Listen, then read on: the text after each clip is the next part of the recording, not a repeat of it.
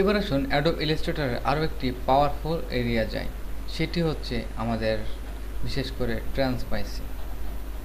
ট্রান্সপেসিটি এমন একটি জিনিস, যে কোনো একটি অবজেক্টকে জাস্ট আপনি ড্র করলে সেটির যে এক্স্যাক্ট ট্রান্সপেসি ভ্যালু থাকবে, আমরা ট্রান্সপেসিটি একটু এখান থেকে ড্র্যাগ করে সরিয়ে নিয়ে আসি, পরবর্তীতে যাতে এটি ক্লাস না হয়ে যায়। এখন খেয়াল করুন, এখানে অপাসিটি যদি 0 থাকে দেখতে পাবেন না, 100% থাকলে পুরোপুরি, এবং এখান থেকে 90%, 50% এবং 10%-এ খেয়াল করুন, এখানে কালারের ভেরিয়েশন চেঞ্জ হচ্ছে। শুধু তাই নয়, আপনি যখন আপনার অবজেক্টকে 100%-এ রাখবেন তখন কিন্তু ডিফল্ট অবস্থায় থাকবে। এবার আসুন একটি অবজেক্টকে জাস্ট একটু কপি করে অল্টার চেপে এখানে সরিয়ে নিয়ে আসুন। উপরের অবজেক্টটিকে যখন 50% আপনি এখানে দিবেন তখন দেখুন যে এখানে আমাদের ভ্যালু কিন্তু ঠিক রয়েছে, কিন্তু এখান থেকে 50% অপাসিটি নিচের লেয়ার দেখতে পাচ্ছেন। দুটির স্ট্রোক কালার নান করে দিন, তাহলে আরও ক্লিয়ার বুঝতে পারবেন। তো এরপর আমরা এখান থেকে অপাসিটি চেঞ্জ করি অন্য একটি কালারের মধ্যে, যেমন আরও একটি কপি করলাম এবং এটির কালার আমরা পরিবর্তন করলাম, তখন আমাদের 50% কালার এই তিনটির মধ্যে এখানে খেয়াল করুন মিক্স হচ্ছে। একটি হচ্ছে আমাদের ব্যাকগ্রাউন্ড নেই, আরেকটি হচ্ছে আমাদের 50% অপাসিটি, এবং একটি হচ্ছে টোটালি 100% অপাসিটি। এটি হয়তো সবাই কম বেশি জানেন যে অপাসিটি কীভাবে ব্যবহার করা যায়। অপাসিটি মাস্ক নামে একটি মাস্ক রয়েছে। অপাসিটি মাস্ক কীভাবে করতে পারবেন? অপাসিটি মাস্ক হচ্ছে আপনার বিশেষ করে সাদা এবং কালো এই দুটির ভিতরে বিশেষ করে গ্রেডিয়েন্ট টাইপের কালার দিয়ে আপনি অপাসিটি মাস্ক করতে পারেন। তো অপাসিটি মাস্ক নিয়ে যদি আপনি জানতে চান, এখান থেকে জাস্ট একটি ইমেজ অথবা যে কোনো জিনিসকে আমরা এখানে জাস্ট ইনসার্ট করি। আমরা এখানে একটি ইমেজকে ইনসার্ট করব এবং এই ইমেজটিকে আমরা রিসাইজ করে ছোট করব। ছোট করার পর আমরা এখানে জাস্ট একটি রাউন্ডেড রেক্ট্যাঙ্গুলার তৈরি করব। এই জন্য অবশ্যই আমাদের একটু রাউন্ডেড করতে হবে। এরপর খেয়াল করুন, আমরা জাস্ট এখানে কালারে গিয়ে লাইট টাইপের কোনো কালার সিলেক্ট করলাম, যেমন এখান থেকে লাইট গ্রে, এবং এখান থেকে দুটি অবজেক্টকে আপনি সিলেক্ট করবেন এবং সিলেক্ট করার পর এখানে আপনি ট্রান্সপেসিতে গিয়ে মেক অপাসিটি ম্যাস্ক।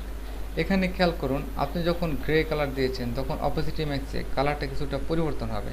এই ক্ষেত্রে আপনি যদি ডার্ক টাইপের কালার দেন তাহলে দেখবেন যে এখানে কোনো পরিবর্তন আপনি দেখতে পাচ্ছেন না, অলরেডি এটি অ্যাপ্লাই হয়ে গেছে।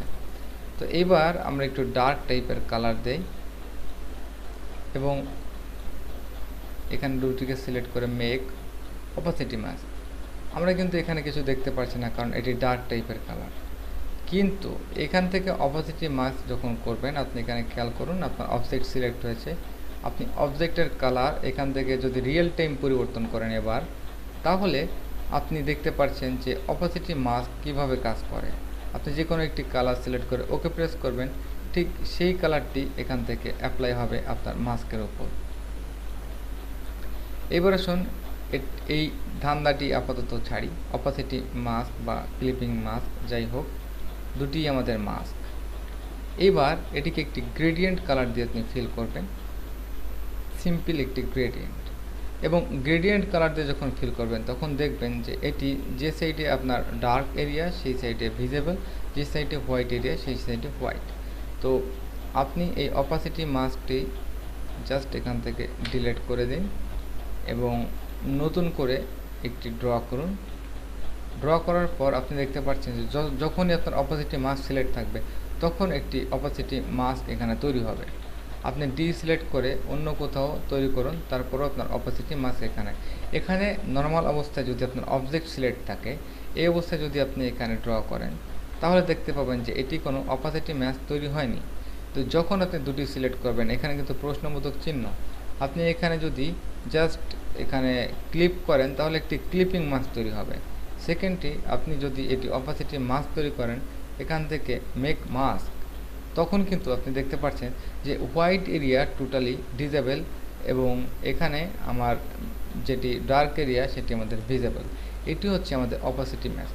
এবং এখান থেকে যদি আপনি আপনার অপাসিটি মাস্ককে মডিফাই করতে চান, সেক্ষেত্রে অবজেক্টকে সিলেক্ট করুন এবং আপনার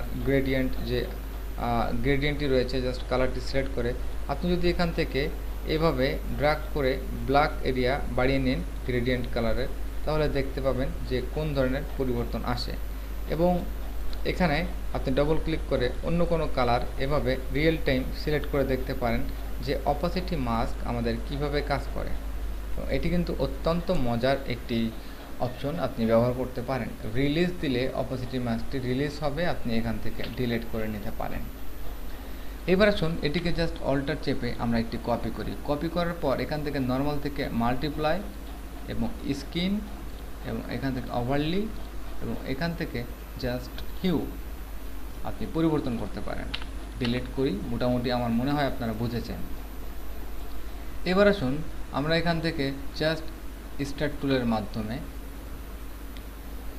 এখানে একটি ত্রিভুজ অঙ্কন করি এবং ত্রিভুজ অঙ্কন করার পর আমরা এটিকে জাস্ট সলিড একটি কালার অ্যাপ্লাই করব। সলিড কালারের ক্ষেত্রে আপনারা অবশ্যই এখান থেকে সলিড কালার সিলেক্ট করে নিলেও হয়। এরপর আপনি একটু মডিফাই করতে পারেন, যেমন আপনি মডিফাই করার ক্ষেত্রে আপনি যে কোনো একটি পয়েন্টকে সিলেক্ট করলে এখানে দেখতে পাচ্ছেন যে কনভার্ট, তো আপনি এটিকে জাস্ট কনভার্ট করতে পারেন। আপনার যে পয়েন্টগুলো কনভার্ট করা দরকার আপনি এখান থেকে সিলেক্ট করে জাস্ট 3টি পয়েন্টকে আপনি কনভার্ট করে নিলেন। তো কনভার্ট করলে এটি কিন্তু আকার আকৃতি কিছুটা পরিবর্তন হয়েছে। এবার আর ফর রোটেশন এখানে অল্টার চেপে আমি জাস্ট একটা কপি করব এবং কন্ট্রোল ডি চেপে অনেকগুলা কপি আমি এখানে জাস্ট করে নিলাম।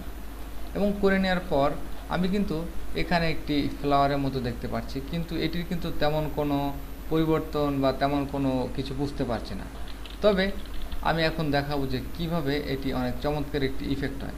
যখন আপনি এটিকে আগে মাল্টিপ্লাই সিলেক্ট করবেন এবং মাল্টিপ্লাই সিলেক্ট করার পর সেম একই ইফেক্ট আপনি এই মাল্টিপ্লাইয়ের উপর যদি করেন, আর ফর রোটেশন এখানে পয়েন্টটি আনেন এবং অল্টার চেপে জাস্ট একটি স্ন্যাপ যখন হয় তখন আপনি এটিকে ছেড়ে দিন এবং ডি দিয়ে কপি করুন।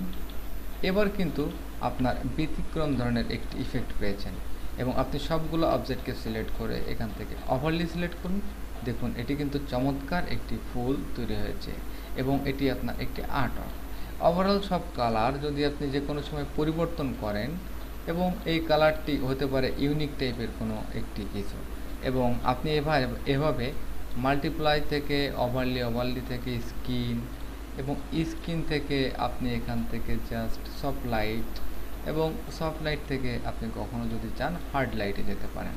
তখন প্রত্যেকটি ওভারলি স্ট্যাটাস আপনার শেপকে নতুন করে একটি রূপদান করবে এবং অবজেক্ট এখান থেকে এক্সপ্যান্ড যখন করবেন তখন টোটালি এটি একটি অবজেক্ট পরিণত হবে এবং এই অবজেক্ট আপনি যে কোনো সময় আপনি আপনার ড্র্যাগ করে এখানে একটি স্যাম্পল ক্রিয়েট করতে পারেন। পরবর্তীতে ডিলিট করার পরও বারবার একই অবজেক্ট বিভিন্ন জায়গায় আপনি এভাবে ইনসার্ট করতে পারবেন। Not bad. তো যাই হোক, আমি সিম্পলি দেখালাম যে কিভাবে আপনি আপনার অ্যাপিয়ারেন্স প্যানেলকে ব্যবহার করতে পারেন।